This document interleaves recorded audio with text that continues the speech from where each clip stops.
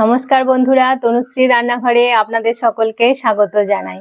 কেমন আছেন সবাই? আশা করছি ভালো আছেন, সুস্থ আছেন। তো আজকে আবারও চলে এসেছি আপনাদের কাছে নতুন একটি রান্নার রেসিপি নিয়ে। সেটা হচ্ছে ভেজ পোলাও।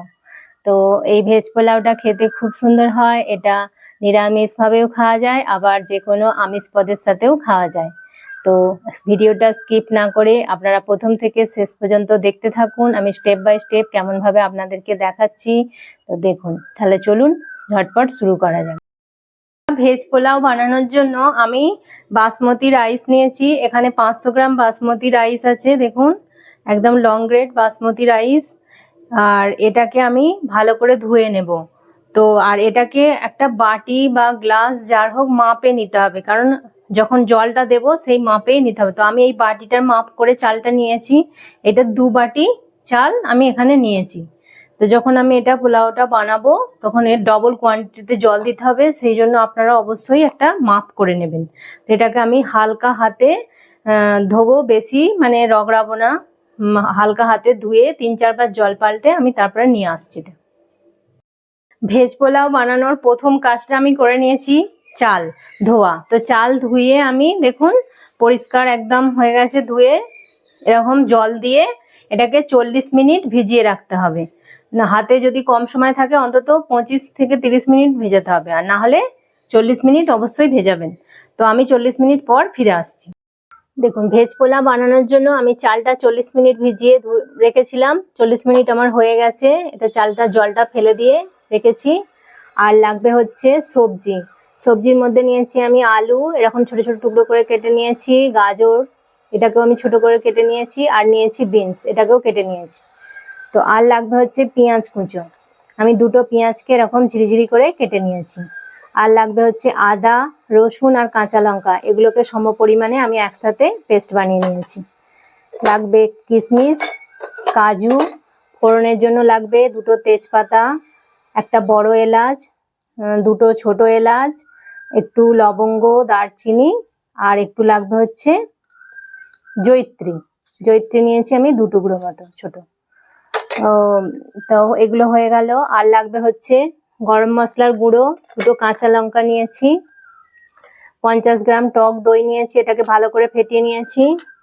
লাগবে ঘি, রোজ ওয়াটার, কেওড়া জল, আর হচ্ছে সাদা তেল। আমি সাদা তেল আর ঘি মিশিয়ে রান্নাটা করবো। গ্যাসে কড়া বসিয়ে দিয়েছি। আর কড়াই আমি 3 টেবিল মতো চামচ তেল দিয়েছি, সাদা তেল। আর এতে একটু ঘি দিয়ে দেব। ঘি দিলে ফ্লেভারটা খুব সুন্দর হয়। তো আমি এখন 1 চামচের মতো ঘি এতে মিশিয়ে দিলাম। তেলটা ভালোভাবে গরম হয়ে গেলে আমি তারপর ফোড়ন দেব। পাতা দিলাম আর গোটা গরম মশলাগুলো দিয়ে দিলাম। দিয়ে এটা একটু ভালো হালকাভাবে ভাজা ভাজা হয়ে যাবে।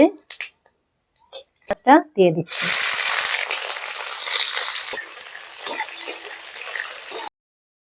পেঁয়াজটা যাতে তাড়াতাড়ি নরম হয়ে যায় সেই জন্য আমি একটু লবণ দিয়ে দিচ্ছি। আর এই সময় আমি দিয়ে দেব, ওটা দিয়ে দিচ্ছি। আলু আর পেঁয়াজটাকে আমি একটু ভালো করে ভেজে নেব। আলুটা আমার ভাজা ভাজা হচ্ছে। এই সময় আমি আদা রসুনের পেস্টটা দিয়ে দিলাম। দিয়ে এবার আলুর সাথে পেঁয়াজের সাথে এটাকে আমি ভালো করে ভেজে নেব। গাজরটাও দিয়ে দেবো, যেহেতু গাজরটাও শক্ত জিনিস, সেটা ভাজতে সময় লাগবে, সেই জন্য আমি গাজরটাও দিয়ে দেবো।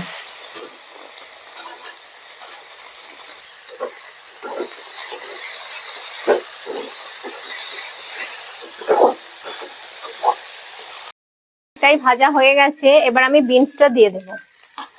এতে আপনারা ফুলকপি, মটরশুঁটি এই সবজিগুলোও ইউজ করতে পারেন, খুব ভালো হয়। তো এখন আমার কাছে অ্যাভেলেবেল ছিল না, সেই জন্য আমি দিলাম না।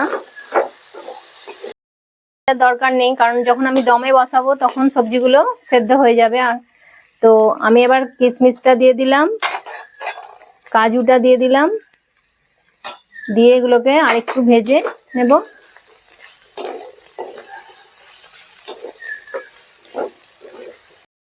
দইটা দিয়ে দেবো। টক দইটাকে আমি ভালো করে ফেটিয়ে নিয়েছি। আর এই সময় অবশ্যই গ্যাসের ফ্লেমটা কিন্তু একদম লোয়ে রাখতে হবে, নাহলে কিন্তু কেটে যাবে দইটা। তো দইটা দিয়ে আমি ভালো করে মিশিয়ে তারপর আমি জলটা দেব। দিচ্ছি। এই সময় যদি আপনারা দই না দিতে চান তাহলে আপনারা দইয়ের পরিবর্তে দুধও ইউজ করতে পারেন, তবে সেই ক্ষেত্রে জলটা আপনাদেরকে একটু কম দিতে হবে, যেহেতু দুধটা দিচ্ছেন তাহলে জলটা একটু বুঝে দিতে হবে। আমি জলটা দেব, তো আমি যেহেতু 2 বাটি চাল নিয়েছিলাম তাহলে আমি ডবল ফর্ম মানে 4 বাটি জল দেব।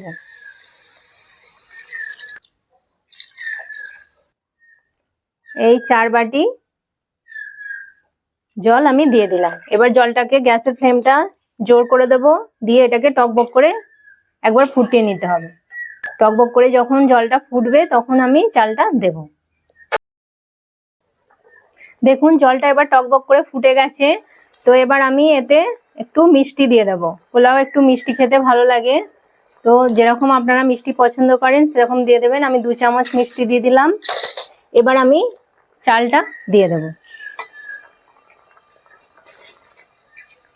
এই সময় নুন আর মিষ্টিটা একটু চেক করে নেবেন, যদি প্রয়োজন হয় যে আরো নুন লাগবে কি আরে দিয়ে দেবেন। করে এটাকে মিশিয়ে দেবেন। এই সময় গ্যাসের ফ্লেম কিন্তু জোরেই থাকবে। ফিরে এসছি, আর দেখছেন জলটা কতটা টেনে নিয়েছে আর রাইসগুলো কত বড় বড় হয়ে গেছে, একদম ভাতটা দেখছেন কতটা বড় বড় হয়েছে। তো এবার আমি এতে একটু গরম মশলা দিয়ে দেব, 1/2 চামচের মতো গরম মশলার গুঁড়ো দিয়ে দিচ্ছি।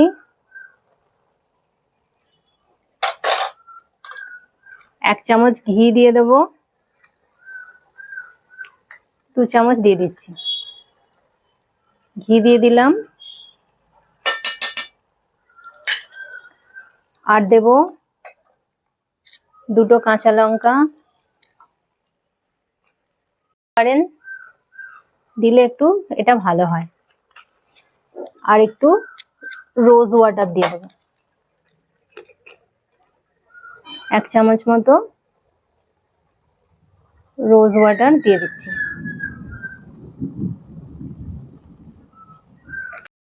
গোলাপ জল, কেওড়া জল সব আমি দিয়ে দিয়েছি। দিয়ে এবার এগুলোকে আমি ভালো করে আলতো আলতো করে এভাবে মিশিয়ে নিচ্ছি। নিয়ে এবার এটাকে আমি 10 মিনিট চাপা দিয়ে দমে রাখবো। ওটা আমার একদম রেডি হয়ে গেছে। কত সুন্দর ঝরঝরে হয়েছে দেখছেন, জড়িয়ে যাচ্ছে না কিন্তু, একদম ঝরঝরে লম্বা লম্বা রাইসগুলো দেখুন ভেঙে যায়নি, একদম খুব সুন্দর। আর সবজিগুলো ভালোভাবে সেদ্ধ হয়েছে, আমি আপনাদেরকে দেখাচ্ছি।